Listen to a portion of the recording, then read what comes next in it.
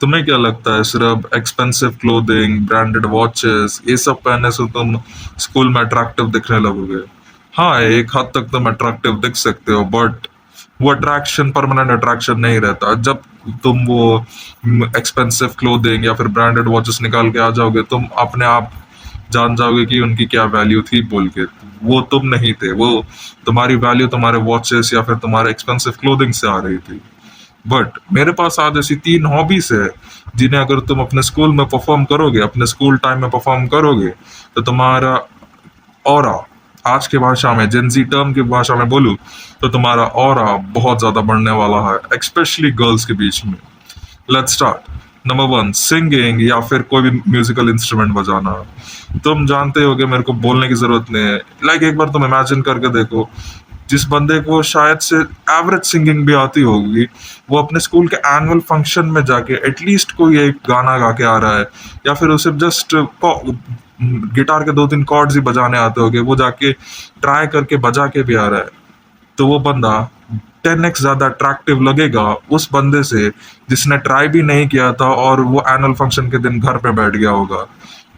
समझ रहे हो ना बात को? वो बंदा 10x ज्यादा अट्रैक्टिव लगेगा, क्योंकि ऐसा ऐसा नहीं कि उसने कोई मास्टर क्लास गाना बजा दिया या फिर प्राइज जीत के आ गया, बट उसने ट्राई किया। क्योंकि ट्राई करना ही अपने आप पे बहुत बढ़िया एक अट्रैक्टिव हॉबी रहती है। और म्यूजिक या फिर कोई भी म्यूजिकल इंस्ट्रूमेंट बजाना बहुत ही ज्यादा, भाई क्या बोलूं, सेडक्टिव चीज होती है, स्पेशली गर्ल्स के बीच में। तो एक बार एटलीस्ट ट्राई करके देखो। अब आज ही मैं तुम्हें बोलता हूँ, स्कूल जाओ, जब भी तुम्हारा एनुअल फंक्शन होने वाला है या फिर कोई भी तुम्हारा अपकमिंग इवेंट आने वाला है, प्लीज जाके अपना नाम लिखाओ। प्लीज ये सिग्मा वुल्फ, लोन वुल्फ ये सब मत बनो और स्कूल मत आओ। भाई ऐसा नहीं होता भाई, तुम्हें जाना पड़ेगा, तुम्हें फंक्शंस में पार्ट लेना पड़ेगा, तभी जाके तुम्हारा सोशल सर्कल्स आगे बढ़ेगा। नंबर 2 पॉइंट, स्पोर्ट्स या फिर कोई भी एथलेटिक चीज करना। देखो भाई, मेरे को स्पोर्ट्स के बारे में तुम्हें बताने की ज्यादा जरूरत नहीं है। वो तुम्हारे क्लास में कोई ना कोई चैट बंदा तो होगा ही जिसने स्टेट लेवल या नेशनल लेवल खेला ही होगा। तुम जानते ही होगी उसके क्लास में कितनी रिस्पेक्ट होगी बोल के। कोई भी उसे हल्के में नहीं लेता होगा, कोई मतलब कोई भी उसे ऐसे ही मुंह पे गाली नहीं बकता होगा। अगर तुम भी उसे गाली, गलती से भी गाली बकोगे, तो तुम दो बोलने से पहले 2 या 3 बार सोचोगे ही। क्यों? क्योंकि उसकी वो रिस्पेक्ट है। क्योंकि तुम जानते हो वो जो चीज कर रहा है उसके लिए टाइम चाहिए, उसके लिए हार्ड वर्क चाहिए, उसके लिए पेशेंस चाहिए, उसके लिए इंटेंस वर्क चाहिए, और वो चीज वो बंदा कर रहा है, इसलिए तुम्हारे लिए ऑटोमेटिकली उसके लिए रिस्पेक्ट बढ़ती है। सो तुम जान रहे होगे कि ये कितनी बड़ी अट्रैक्टिव हॉबी है स्पोर्ट्स खेलना।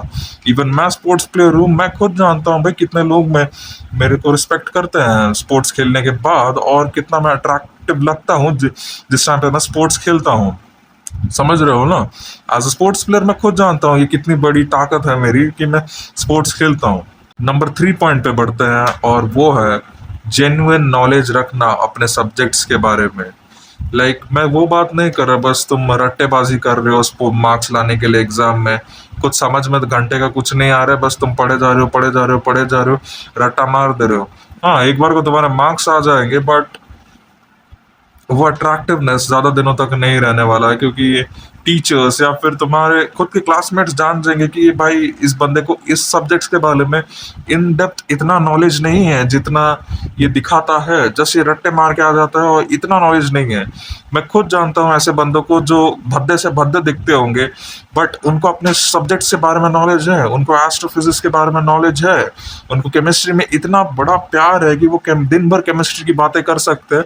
और तुम जानते हो क्या, लड़कियां अट्रैक्ट होती है इस चीज से। लड़कियों को ये चीजें बहुत पसंद आती है जब उन्हें लगता है कि हाँ, मेरा पार्टनर किसी चीज में जेन्युइनली इंटरेस्टेड है, जेन्युइनली उस सब्जेक्ट के बारे में उस बंदे को नॉलेज है। मैंने खुद ऐसे बंदों को देखा हुआ है जिनके पास लुक्स इतने नहीं हो, चाहे उनके पास बॉडी इतना ना हो, बट उन बंदों के पास अपने सब्जेक्ट्स के बारे में जेन्युइनली नॉलेज होती है। और मैं नॉलेज मतलब ये बात नहीं कर रहा, सिर्फ किताबी नॉलेज के बारे में बात नहीं कर रहा, मैं रियल लाइफ नॉलेज में उसको कैसे एप्लीकेबल कर सकते हैं, मैं उस चीज की बात कर रहा हूँ। तुम्हारे भी क्लास में कोई होगा ना यार, तुम भी जानते होगे किसी आदित्य या किसी को जो सिर्फ बुक किताबों में ही लिमिटेड नहीं रहता, वो किताबों से बाहर जाके भी 100 किताबें करता है एक सब्जेक्ट के ऊपर। उस बारे में बात कर रहा हूँ मैं। That is genuine knowledge, that is genuine applicable knowledge in the real life world. और मैं, अगर अभी तक तुम ये वीडियो देख रहे हो तो मैं तुम्हें और एक बोनस पॉइंट देना चाहता हूँ, और वो है कनेक्शंस बनाओ भाई, जेन्युइन कनेक्शंस बनाओ। अगर किसी से बेस्ट फ्रेंड वाली बातें भी नहीं कर रहे हो तो एटलीस्ट से बात करो, क्योंकि लोगों को जानना कितना बड़ा आगे फैक्टर बन सकता है। Knowing a guy is like a boon in disguise. आगे जाके तुम्हारा अगर कोई भी पॉलिटिक्स में कोई काम होगा, या फिर लाइक तुम्हारा पुलिस में कभी तुम चक्कर में, जानते नहीं हो भाई, तुम्हारे क्लास से पता नहीं कल कोई पॉलिटिशियन निकल जाए, किसी का बाप बड़ा बिजनेस करता हो, उनको तो हैंड ओवर होगा है ना बिजनेस। तो तुम जान रहे हो ना कितनी बड़ी पावर होती है भाई, knowing a guy who knows a guy. समझ रहे हो? आज के लिए